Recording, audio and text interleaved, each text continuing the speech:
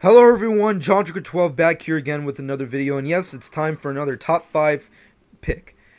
Seeing as how I haven't really done a Dragon Ball Z video for a while, I decided, well, why not just do another top 5 Dragon Ball Z related topic, and seeing as how my last one was top 5 DBZ heroes slash villains, I thought might as well give my top 5 DBZ female characters. Seeing as how anime's filled with great characters, I like to think of, just in literature and in the media in general, with every great male-dominated hero, I like to think there has to be just a really great female counterpart to balance them out. You know, just like a villain does with the hero, I like to think that a female character is a good counterpart to a great male character. Regardless if they're in an intimate relationship or not, it's good to have a good counterbalance.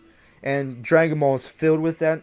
Seeing as how Dragon Ball doesn't really have the most of female characters, it's kind of hard to pick and choose from them.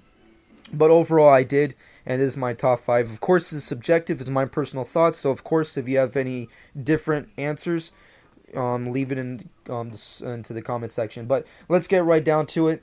Going up at number 5 has to go to Chi-Chi. Chi-Chi's one of my favorite characters. I know a lot of people like to consider her to be like the bitchiest or the cuntiest character and the most annoying character of the females on Dragon Ball, but I like Chi-Chi because she's the most realistic woman in Dragon Ball, because she's one of those characters who like she consistently says the statement in the anime where I'm paraphrasing, of course, but she says it's like, why did I have to be a part of this family who wants to play superheroes? Instead, I couldn't just be a part of a normal family who just sits down and eats dinner and plays baseball on weekends.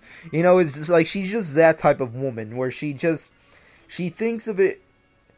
She's living in this world that's dominated by a character who's like Goku. You know, he's the Superman of the storyline. You know, he can do anything at any time, anywhere, and he's just fully capable of, like, doing what he has to do to protect the world. He has the world on his shoulders, so of course it's very daunting on people around him, specifically his wife, which is of course Chi-Chi.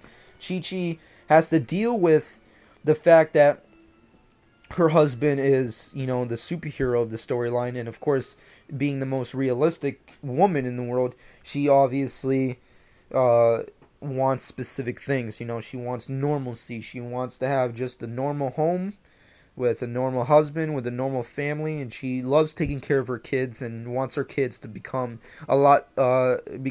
do something different with their lives than what she and Goku did with their lives. So, of course, she's that. I like to consider Chi-Chi the Mother Mary of Dragon Ball. She's the mother of all the characters, you know, because she's always having to take care of people. You know, she's always seen caring for her children, and she's of course always like the mom of other characters. I remember the specific episode in the anime where Piccolo needs clothes, and then Chi-Chi's like, put on Goku's clothes. And then which of course Piccolo had no intentions of doing, but it's kind of funny that she would do something like that.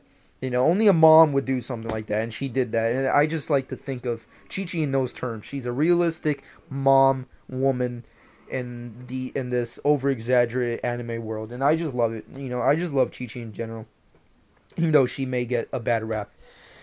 Moving off of that, it has to go to number 4, which is Vidal. Vidal is my number 4 for various reasons, but it's because I like her story arc.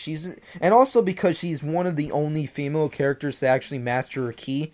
You know, because all the other characters, you know, like Chi-Chi and Boma, they don't really use their ki. And as we all know, people in Dragon Ball world obviously all carry ki, and they're all capable of using it if they master it, and obviously train for obviously years on end. But she's the only one who actually tries to train and use it and use it as a tool to help out the male characters in the series, you know, because she's a crime fighter. She's a high school student, she's a crime fighter, she's the daughter to the most famous person in the world, which is Hercule. You know, she's famous, she's popular, she's beautiful, she's top 10 anything in the real world. But she's dominated by the males, and she doesn't like that, and she has this love-hate relationship with Gohan that translate through the training, where she demands. She actually is the only one who demands to be trained by him, which is really interesting because usually it doesn't really go that way. But she just kind of forces her way to get the proper training from, of course, Gohan. And of course Gohan does it, and she's like the only female character who actually learns how to do that. She actually learns how to do the energy blast, and she learns how to fly properly. She's really good at all this shit, and it's really interesting to watch it happen and see it, and I just love that story arc. And plus I love her relationship with her Gohan, where it's just like this really good, nice high school love story. It's just the high school sweethearts, and I just really like that.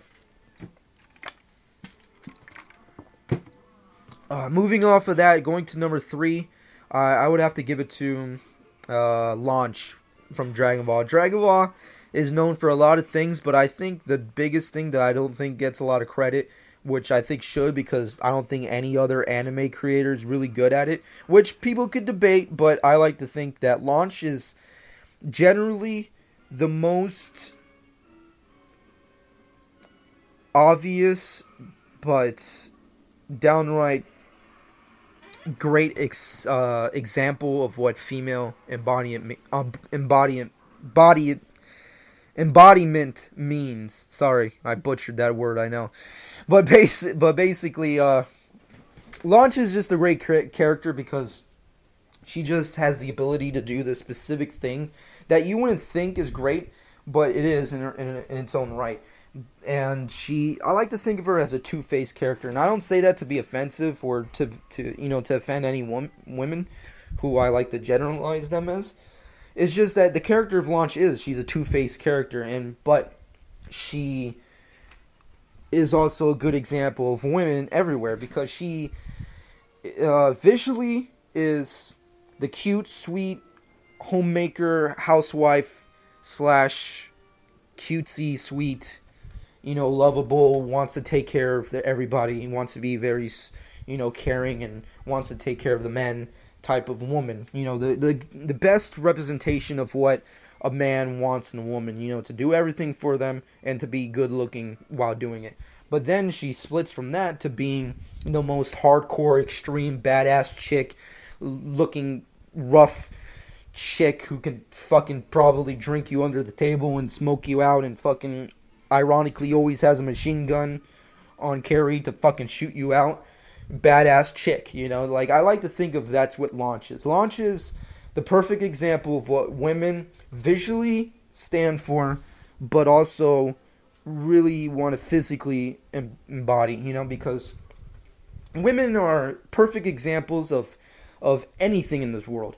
They're perfect examples, just visually pleasing people.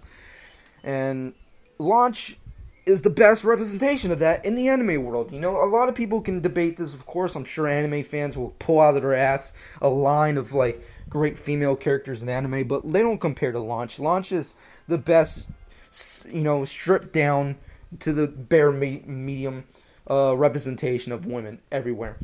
Because she is the chick who looks like the perfect woman, but who can just switch at the slightest fucking moment and just kick your fucking ass. Just like any type of perfect moment would happen. And I just love her for that. And I just love, her story arc. Even though she doesn't really have one, because, obviously Toriyama kind of fucked up with her, where she's kind of lost post-Saiyan arc, but I love Launch, and I love her design, I love her character, I love her representation, I love everything about her. And I think she's a great representation of women in anime.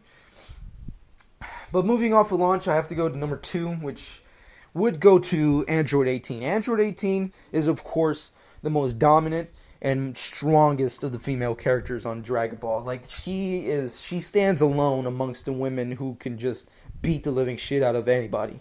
She's really up there with the guys as well. She's one of the only chicks in Dragon Ball who can just probably beat up any one of the guys at any moment, and she does it looking amazing as well. She's super hot, she never ages, she's super powerful, You know, she's a superwoman. She's the Wonder Woman slash Supergirl of fucking Dragon Ball, and she can do anything. And I just love her arc, you know, where she starts off as human, but her and her twin brother are captured by Dr. Gero, and she becomes an android, but then she falls in love with Krillin, which is an interesting story twist, because it's really, really out there and weird. Just as a theory, just put it out there and just think about it for a second. Really? Krillin and Android 18? That's really weird. You want to know why? Because I want you to think of it in these fucking terms. Just think about it and you're like, how is that weird, John Sugar 12? This is how it's fucking weird. Android 18 and Krillin, this is how it's weird. Krillin, think of it in real life terms. Your schmuckiest schmuck friend. Like the biggest, like he has a heart of gold. He's good-hearted, he's lovable, he's fun, he's jokey, but he's a schmuck. He's the schmuckiest schmuck friend you have. And he's not very good with the ladies, he's not very good-looking at all, but he's good-hearted, and he has a heart of gold, but he's a schmuck.